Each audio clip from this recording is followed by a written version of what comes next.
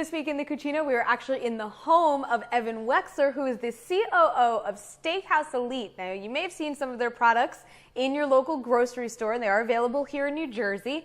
Hi, thank you so much for having us. Thanks, Kara. Nice to meet you. Thanks for coming to my house. Tell me a little bit about what we're making today. Well, today we're going to make a SteakHouse Elite country brown sugar meatloaf. Oh, that sounds good. Especially on these cold days. Meatloaf is a nice stick-to-your-ribs kind of dish. Everybody loves meatloaf. Everybody loves good meatloaf, absolutely. And just talk to me briefly about SteakHouse Elite and the product and a little bit about how it came to be. Well, SteakHouse Elite is what we call a crafted product. Okay. We blend it with Kobe beef or American-style Kobe beef and traditional American beef. Okay. Makes products rich in flavor and ideal in texture. It makes an awesome meatloaf. I am very excited. Okay, so you were talking a little bit. We're going to start off this recipe by making a glaze. Yes. All right, so. And, you know, our glaze is basically ketchup. All right. And a little brown sugar. And basically, you're going to whisk the ketchup and the brown sugar together. All right. We have our brown sugar mix. There you go. Okay. Which is our glaze. Simple enough. From there, we're going to put our glaze on the side. We're going to take our bowl with our SteakHouse Elite ground beef. Okay. And these come in 1 pound packages? They come in 1 pound packages, which is convenient for any recipe. Most recipes call for about 1 pound. Breadcrumbs, which is a Japanese panko breadcrumb. Okay, so unseasoned, just the panko breadcrumbs. Unseasoned, just regular panko breadcrumbs, unseasoned. About a teaspoon or about a quarter of a teaspoon of salt. 1/8 of a teaspoon of pepper. And oddly enough, a little ground ginger. It sounds about right.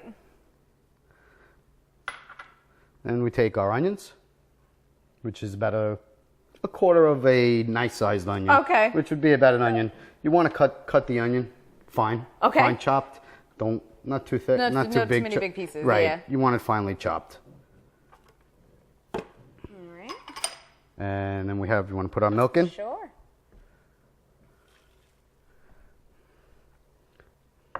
And then 1 egg. And we're going to mix this all together. This is the fun part of making meatloaf. And you want to make sure that that egg and that milk and all of those ingredients all get mixed through the whole mixture. Now I think what's different about our meatloaf is we actually take some bread and put it on the bottom of the pan. Oh, really? That's something my mom never did. No, I've never seen that before.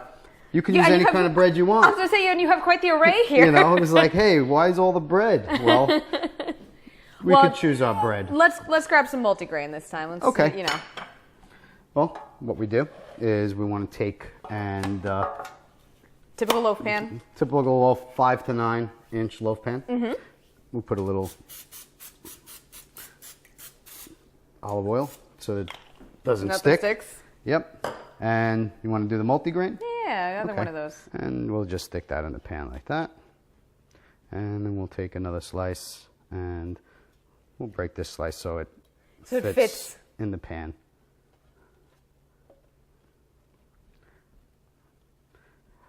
Then we're going to take our meatloaf mix. Okay. Going in? Yep.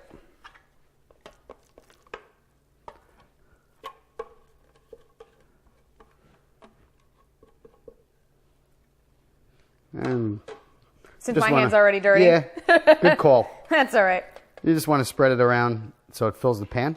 Okay. Because as it cooks, the meat will shrink a little bit. Okay. And the meatloaf will come out. So you kind of want to spread it around, you know, so it fits the pan. Okay.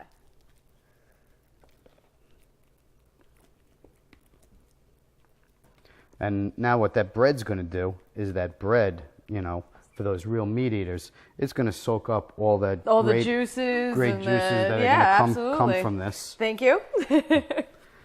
Now, one important thing to remember is the glaze. Don't use all your glaze at the beginning. First time I made it, I used all the glaze all at once, and the glaze adds such a nice sweet taste to the meatloaf that to be able to put the glaze on at the end makes it worthwhile. Makes it worthwhile. Okay. Yes. So we're using about half then to start off with. Yes. We'll put a little glaze.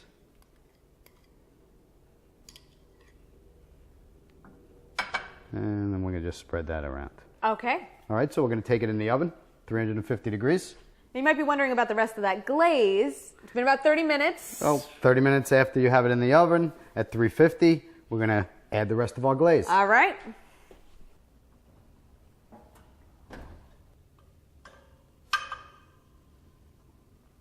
Okay, so you have a little special reveal for us. Well, we're an hour later, and we're ready for meatloaf. Yes.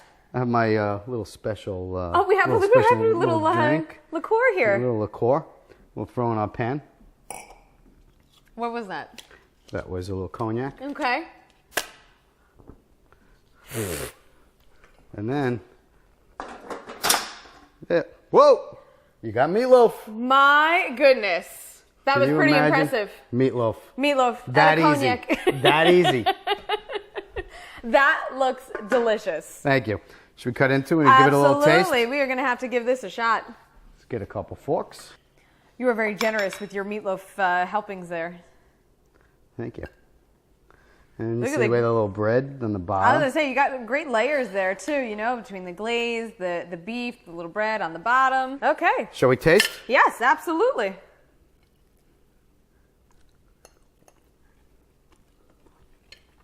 Now that is good meatloaf. That is good meatloaf. I'll tell you what, and I was a little reserved. I'm a little bit of a spoiled Italian kid. I like my mom's meatloaf, you know, we always have to give props to mom, but this is really good. Thank you. Thank you so much for letting us come and invade your home and teaching us this delicious recipe. My pleasure. I thank you so much, and thank you guys for watching. I'll see you guys next week in my cucina. This is really good. Right?